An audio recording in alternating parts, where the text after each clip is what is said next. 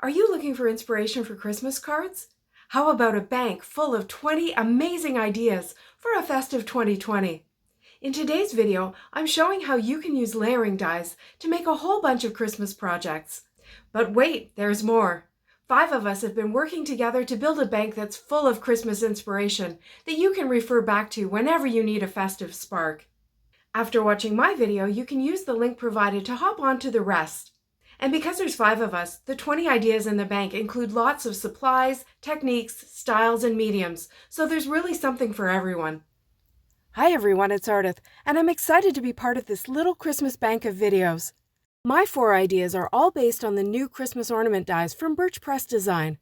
I'm starting simple and working up to a personalized showstopper gift, so be sure to stick around to the end. The new ornament set include this Ornaments Basic set.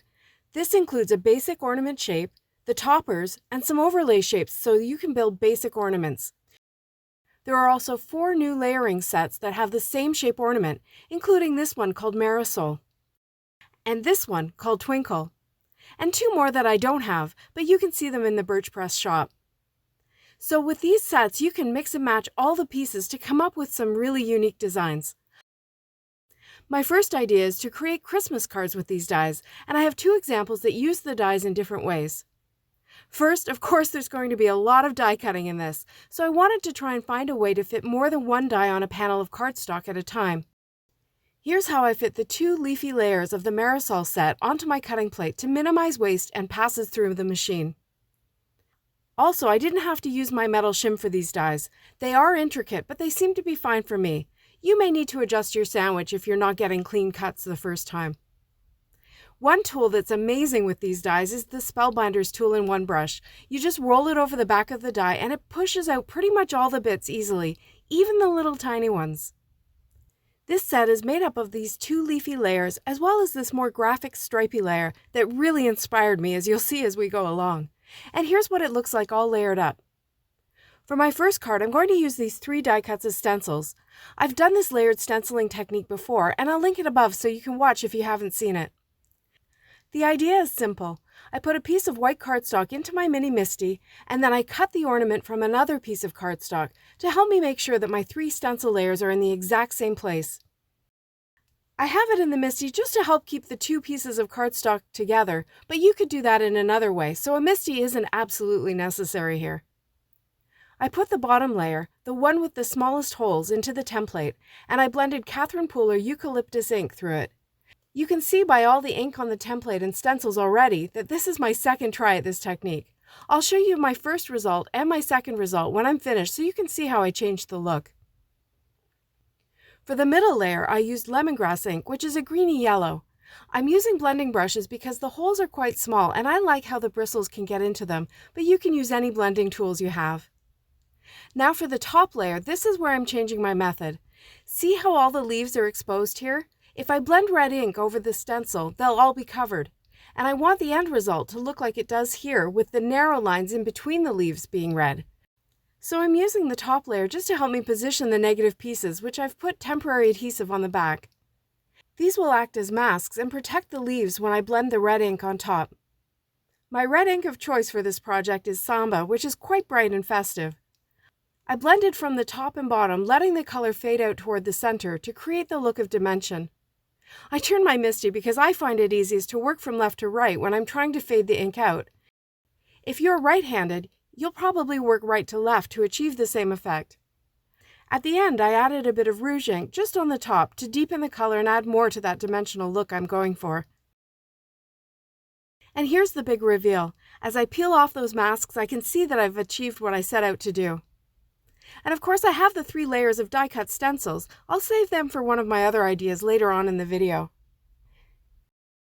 Here's the result of my first ink blending so you can compare. When I used the positive of that top layer rather than the negative, I think it looks pretty, but I like the second one much better. To add some shimmer, I put the template back over my panel and I spritz some Avery Elle shimmer spray through it and also onto the die cuts. For my sentiment, I'm going to use this new pad of foil paper from Memory Box. This is definitely paper and not cardstock, so it's perfect for layering things like these die cuts and sentiments. It has 12 colors including white, which is really more of a pearly color, but it gives lots of colors and options. I used the platinum one for my topper and also for the shadow on my big sugar script Joy sentiment, which I popped up on my card. The Joy word itself is cut from the white foil, which as I say is pearly. To finish the card, I trimmed the panel down to a square and I put it on a white card base. I love the modern feel of a square card, and it still fits into a regular A2 size envelope, so no extra postage required. Card number 2. This time I'm using that same template and ink blending, and that's it. Because of the size of the ornament, I'm using these bigger ergonomic brushes, but again, you can use whatever blending tool you have. I put masking tape over all the rest of my panel. You know me and smudges from inky fingers, so I wanted to be sure that my panel was well protected. And again, I'm turning my cardstock so that I can blend comfortably and let the color fade to the center. This next step is totally optional, but I laid in that top stripy layer from the Marisol set, and I blended more ink through to add some more interest to my ornament. Quick cleanup of my water media mat, and now I'll remove the stencil for the reveal. I love the look of shine and dimension you can get just from ink blending. I cut a new stencil for the next color. My first one is completely saturated with red ink, and there's no way I'll get a nice clean yellow from it. But I can use this one for the green after I do the yellow in the exact same way. Lots of masking tape, blending through the big hole, and fading the color toward the center. And here I got lazy about turning the panel and decided just to try my right hand at the ink blending. There's not a lot of precision required with this, so it's not too difficult, but it did feel pretty weird.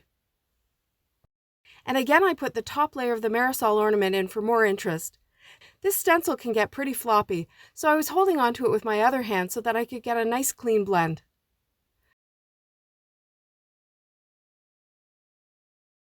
And so far, so good on the smudge front.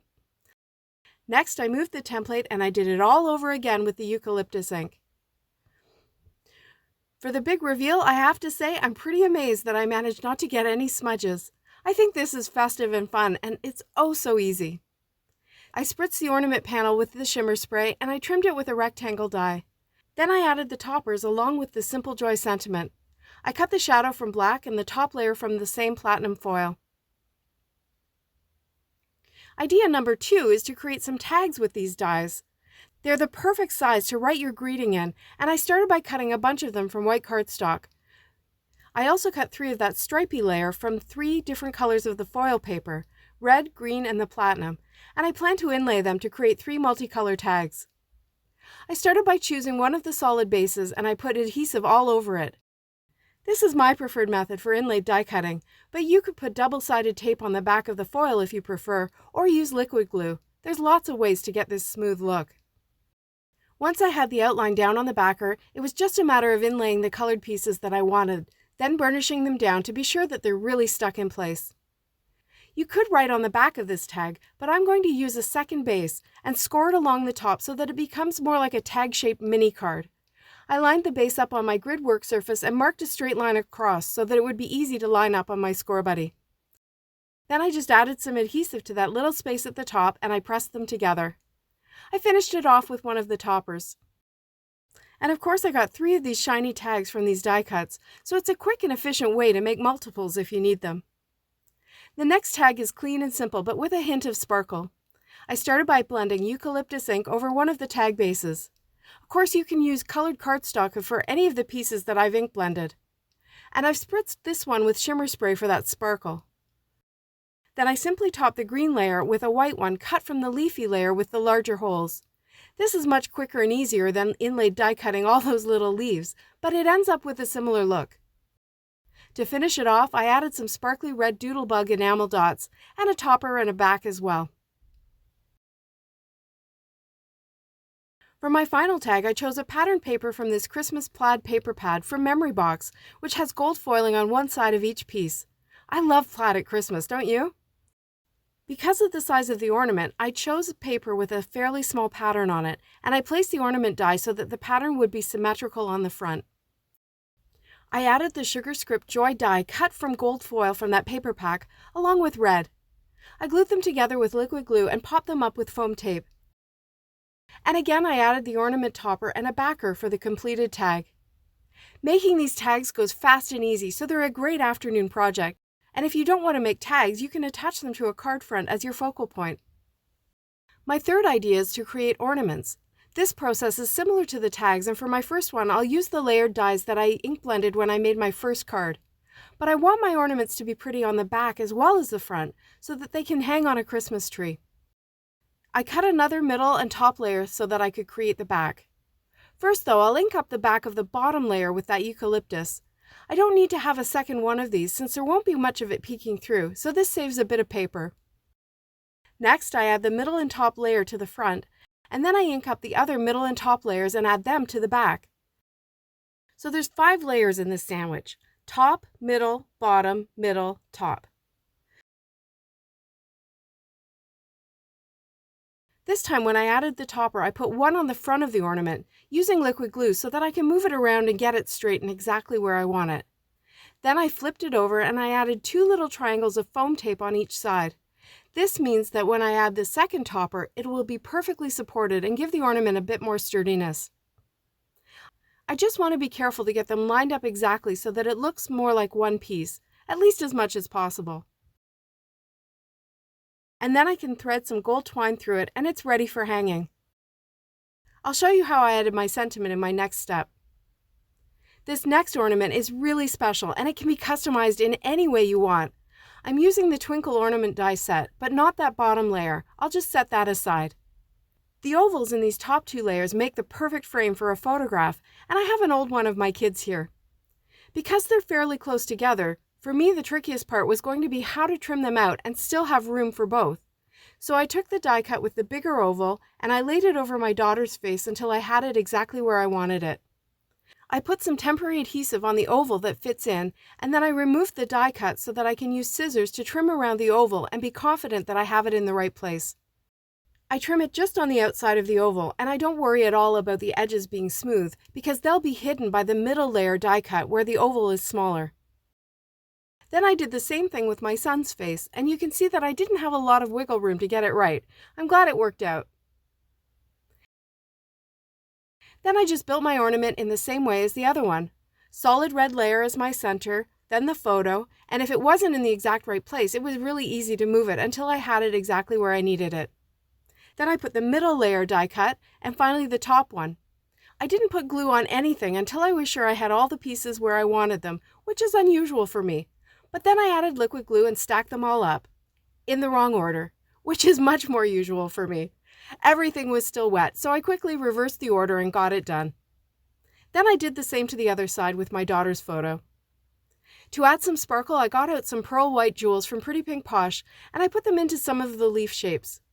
This time I made the topper out of white cardstock colored with the same red ink as the background, so everything is all matchy-matchy. This is such a fabulous little keepsake item that is quick and easy to make, costs next to nothing, but will mean so much to grandparents or friends, or even for yourself to remember, well, I was going to say a very special year, and I guess 2020 is definitely special in its own way. My fourth idea is to combine these ornaments with a basic card so that the recipient gets a card and a gift in the same envelope. I'm starting with this Memory Box Garland Stripes and Dots paper pack, and I chose the black and gray stripes. It's not really festive on its own, but it will provide a good contrast for my ornaments. I cut the joy and its shadow from the platinum foil paper as well as from red, and I stacked them up. I added the joy sentiment just to the front of the ornament. You could put one on the back as well. It won't match up perfectly, but I left my back without a sentiment, and you can hardly see the sentiment on the front when you look at the back. So if you do add it, the mismatch of the shapes of the die cut won't be noticeable. Then I put the other joy sentiment directly onto the black stripe paper so that the ornament will lie flat. This would be a pretty plain card, so I used the solid ornament die to give me an idea where the ornament will be, so that I could use some fairy sugar glitter glue to add some more sparkle and interest. This fairy sugar is a little thinner than other glitter glues, so I tested it first on a scrap, and then I put a few dots of it around the sentiment so that this basic card will still look nice even when the recipient takes the ornament off. Then I needed a way to add the ornament to the card. The method I came up with is really simple, and I probably should have thought about it before I decorated the front of the card, but I made it work. If you have a long hole punch, you could use that, but I had to get out this old hole punch from the way back and hammer a hole into my card. I do think I got the position right though, just right at the top center of the back of the card. Then I can string the twine through the card back, and I use some of the new washi tape from Memory Box to adhere it to the inside front of the card. I have this big wide roll, so I trimmed a narrow piece off the end, and that gave me plenty to hold all that twirled up twine in place. I close the card, flip over the ornament, and I think it looks pretty cool. If you have them, you could use a repositionable glue dot at the bottom of the ornament to hold it in place. Once the recipient opens it and sees the twine, they'll know it's detachable. I hope my layered ornament project ideas inspired you. These simple die sets are full of possibility. Now it's time to head over to Ingrid's channel to see how she uses different mediums to create multiple cards and bring out your inner artist. And then you can see what else is in the bank by hopping to Laurel, JD, and Justine and making sure that you see all 20 ideas for 2020.